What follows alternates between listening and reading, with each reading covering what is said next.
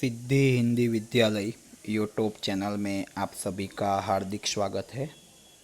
बच्चों, आज हम कक्षा 9 विज्ञान और टेक्नोलॉजी विषय में बल और गति के नियम के बारे में आगे अध्ययन करेंगे। बच्चों, पिछले वीडियो में आपने संतुलित बल किसे कहते हैं, असंतुलित बल किसे कहते हैं और घर्षण बल किसे कहते हैं उसके बारे में अध्ययन किया। बच्चों, आज के वीडियो में हम न्यूटन की गति का पहला नियम के बारे में अभ्यास करेंगे। न्यूटन एक महान वैज्ञानिक थे। उन्होंने गति के लिए 3 नियम दिए हैं। तीनों नियमों को इस चैप्टर्स में हमें पढ़ना है। उसमें से पहला नियम है न्यूटन की गति का, जो है वो हम पढ़ने जा रहे हैं। न्यूटन की गति का पहला नियम, ये नियम हमें क्या समझाता है? न्यूटन की गति का पहला नियम, ये नियम हमें क्या समझाता है उसके बारे में हम अभ्यास करेंगे। तो सर्वप्रथम न्यूटन की गति के पहले नियम को जाने उससे पहले हम बोल दें कि कल के वीडियो में हमने बच्चों असंतुलित बल बोले थे, ठीक है। हम उसके लिए इस नियम में चर्चा करेंगे कि नियम क्या है कि जब तक कोई भी पदार्थ होता है, जब तक उस पर असंतुलित बाह्य बल न लगे, जब तक कोई भी पदार्थ पर असंतुलित बाह्य बल न लगे, तब तक पदार्थ की अवस्था में कोई भी प्रकार का परिवर्तन नहीं होता।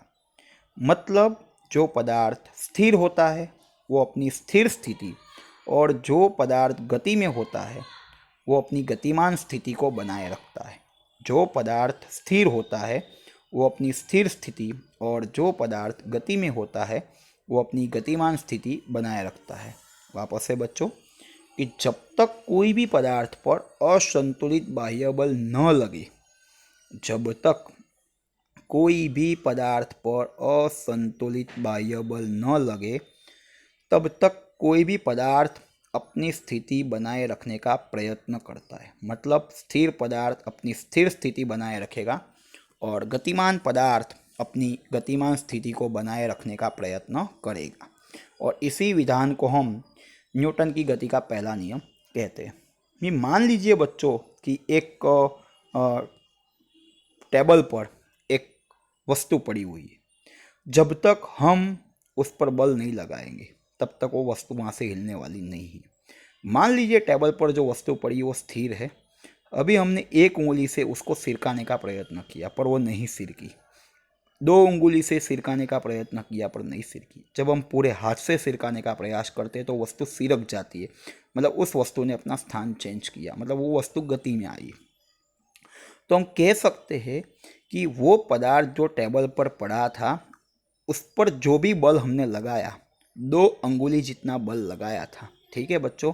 तो 2 अंगुली के जितना बल उस वस्तु को सिरकाने के लिए काफ़ी नहीं है। अभी हमें और उससे भी ज़्यादा बल लगाना पड़ेगा। वो बल कि जो उस वस्तु को टेबल पर स्थिर बनाए रखता है, उससे ज़्यादा बल हम लगाएंगे तो ही वो पदार्थ टेबल पर से गति करने लगेगा। कोई भी पदार्थ टेबल पर पड़ा हुआ है, ठीक है, तो वो टेबल पर उसको स्थिर रहने के लिए भी उसके ऊपर बल लगता है। जब हम उस वस्तु को गति में लाना चाहते हैं तो हमें उसके ऊपर उस पर लगने वाले बल से भी ज़्यादा बल लगाना पड़ेगा, तब जाकर वो पदार्थ गति में आएगा। मतलब इसीलिए हम कहते हैं असंतुलित के बारे में हमने पढ़ा हुआ है। असंतुलित और बाह्य बल, बाहर से बल लगेगा तभी वो पदार्थ गति में आएगा। और इसी विधान को हम न्यूटन की गति का पहला नियम कहते हैं। वास्तव में न्यूटन की गति का पहला नियम जो है ना, वो जड़त्व का नियम है। न्यूटन की गति का जो पहला नियम है वो है जड़त्व का नियम। क्या है बच्चों? जड़त्व किसे कहते हैं? कोई भी पदार्थ अपनी स्थिति में होने वाले परिवर्तन का विरोध करता है। कोई भी पदार्थ अपनी स्थिति में होने वाले परिवर्तन का विरोध करता है, ठीक है, जब तक उस पर असंतुलित बाह्य बल न लगे तब तक। जब हाँ, अपनी स्थिति में परिवर्तन होगा भी सही, पर कब? जब उस पर बाह्य बल लगेगा तब। असंतुलित बाह्य बल लगेगा तो अपनी स्थिति में परिवर्तन करेगा, ठीक है। मान लीजिए एक ट्रक रोड पर खड़ी है, आप धक्का मार रहे हो, वो ट्रक नहीं हिल रही है, क्योंकि वो ट्रक ये चाहती कि मैं स्थिर खड़ी हूँ तो मुझे स्थिर रहने दीजिए, मैं नहीं हिलना चाहती हूँ। ठीक है, आपने बल लगाया लगाया लगाया लगाया, बहुत सारा लगाया, फिर एक टाइम ऐसा आया कि वो ट्रक गति में आने लगी। तो कहने का मतलब ट्रक ये कह रही थी कि मुझे नहीं हिलना है, फिर भी आपने बल लगाया तो वो हिलने लगी। मतलब अगर वो हिलना चाहती, ठीक है, तो वो पहले से हिल जाती, परंतु वो नहीं हिलती है, वो गति में नहीं आती है, बिकॉज वो अपनी स्थिति को बनाए रखने का प्रयत्न करती है। कोई भी पदार्थ अपनी स्थिति को बनाए रखने का प्रयत्न करता है और अपनी स्थिति में कोई भी प्रकार का परिवर्तन होता है तो उस परिवर्तन का विरोध करता है। इस गुण को पदार्थ का जड़त्व कहते हैं और ये जड़त्व का गुणधर्म हर पदार्थ में होता है कि कोई भी पदार्थ अपनी स्थिति को बनाए रखने का प्रयत्न करता है, फिर वो स्थिति में होने वाले परिवर्तन का विरोध भी करता है, पर विरोध कुछ हद तक करता है, फिर उस पर जितना और ज़्यादा बल लगता है ना, उसके कारण उसमें परिवर्तन हो भी जाता है। मतलब दो बातें न्यूटन की गति का पहला नियम कह रही है कि यदि पदार्थ पर असंतुलित बाह्य बल नहीं लगता है, यदि पदार्थ पर असंतुलित बाह्य बल नहीं लगता है तो वो पदार्थ अपनी स्थिति बनाए रखेगा, मतलब स्थिर पदार्थ स्थिर स्थिति बनाए रखेगा और अचर वेग से या तो गतिमान पदार्थ अपनी गतिमान स्थिति बनाए रखेगा। पर जब वो पदार्थ पर असंतुलित बाह्य बल लगेगा तो वो स्थिति चेंज भी हो सकती है। दोनों बातें सही है। नहीं चेंज होगी कब?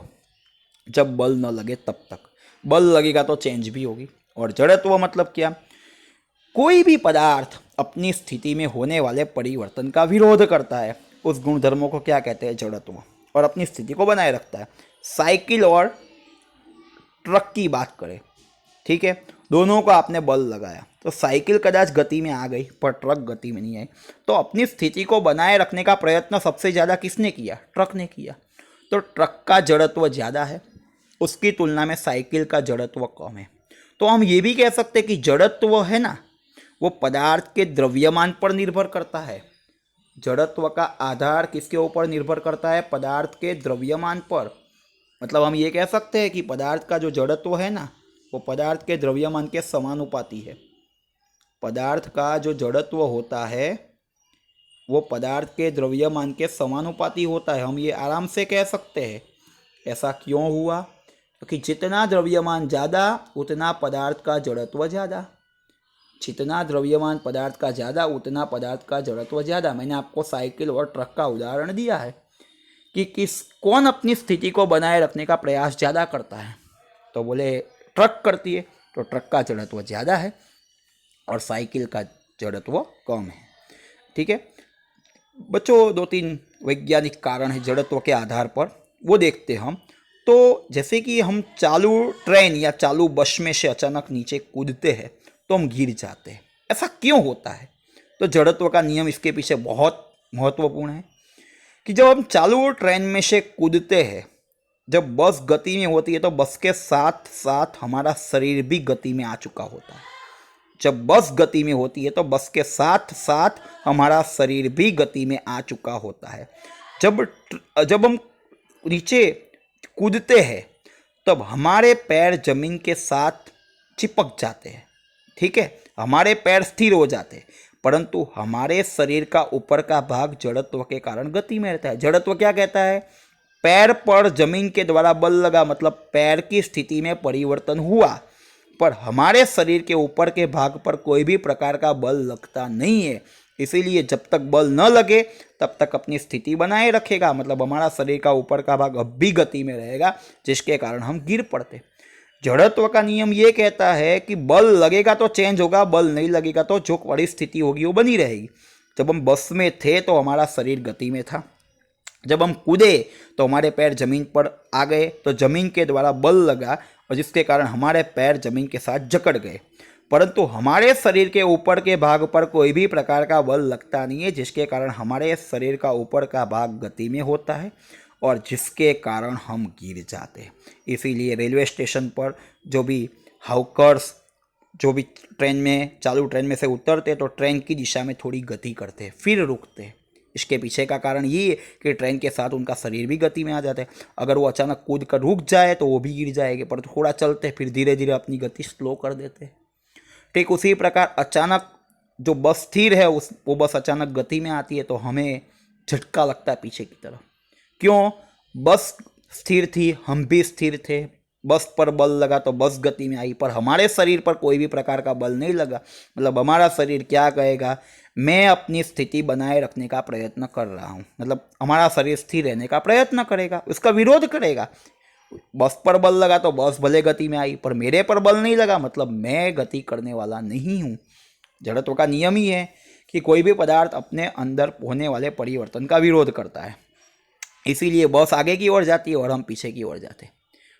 ठीक उसी प्रकार जब हम जाते हैं, चालू बस में से अचानक ब्रेक मारते हैं, तब हम क्या करते हैं, तब हम आगे की ओर झुक जाते हैं। कारण क्या होता है पता है? वो भी जड़त्व का ही कारण है। चालू बस होती है तो बस गति में, उसके साथ हमारा शरीर भी गति में होता है। बस पर ब्रेक मारी मतलब बस पर बल लगा तो बस रुक गई, जड़त्व का नियम है। बल लगेगा तो वो परिवर्तन होगा। बस पर ब्रेक मारी, बस रुक गई। हमारे शरीर पर कौन सी ब्रेक मारी? हमारा शरीर पर कोई भी बल नहीं लगा, इसलिए हमारा शरीर तो फिर भी गति में है। तो हमारा शरीर जिस दिशा में बस जाती है उस दिशा में आगे की ओर थोड़ा झुक जाता है। और इन सब के पीछे एक ही कारण है बच्चों, जड़त्व।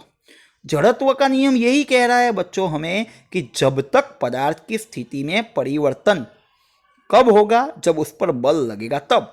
बल नहीं लगेगा तो वो अपनी स्थिति बनाए रखने का प्रयत्न करता है। और ये जो गुण धर्म है वो हर पदार्थ के अंदर होता है कि वो पदार्थ अपनी स्थिति को बनाए रखता है और अपनी स्थिति के अंतर्गत होने वाले परिवर्तन का विरोध करता है। इस गुणधर्मों को हम क्या कहते हैं बच्चों? जड़त्व। क्या कहते हैं? जड़त्व। और इसके द्वारा हमें पता चला कि पदार्थ की स्थिति में परिवर्तन करने वाली बाह्य असर को हम बल कहते हैं। पदार्थ की स्थिति में परिवर्तन करने वाली बाह्य असर को हम बल कहते हैं। इसीलिए हम ये कह सकते हैं न्यूटन की गति का पहला नियम बल की परिभाषा देता है। न्यूटन की गति का पहला नियम बल की परिभाषा देता है। बच्चों मैंने आपको बोला कि वो कौन सी ऐसी असर है जिसके कारण, मैंने बोला कि बल नहीं लगेगा तब तक स्थिति में परिवर्तन नहीं हो। आपके स्थिति में परिवर्तन होने के लिए कुछ तो जिम्मेवार है, और वो जिम्मेवार है वो एकमात्र भौतिक राशि, वो बल है।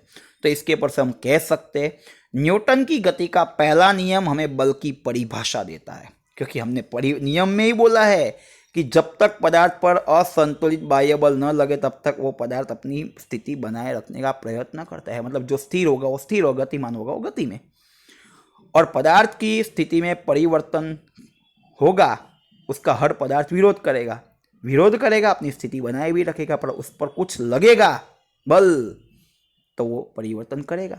इसलिए पदार्थ की स्थिति में, अवस्था में परिवर्तन करने वाली बाह्य असर को हम बल कहते हैं। और इसके पर से हम कह सकते हैं बच्चों कि न्यूटन की गति का पहला नियम बल की परिभाषा देता है। न्यूटन की गति का पहला नियम बल की परिभाषा देता है। धन्यवाद बच्चों। यदि यह वीडियो आपको पसंद आया हो तो इस वीडियो को लाइक कीजिएगा, अपने मित्रों को शेयर कीजिएगा और इस सिद्धि हिंदी विद्यालय यूट्यूब चैनल को सब्सक्राइब करना न भूलें, ताकि आने वाले वीडियो का नोटिफिकेशन आपको जल्द से जल्द मिल सके। धन्यवाद।